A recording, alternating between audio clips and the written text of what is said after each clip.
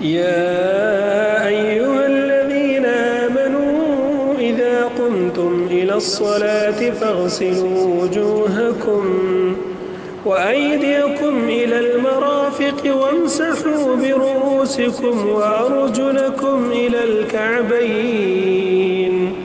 وإن كنتم جنبا فاطهروا وإن كنتم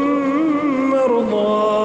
أو على سفر أو جاء أحد منكم من الغائط أو لامستم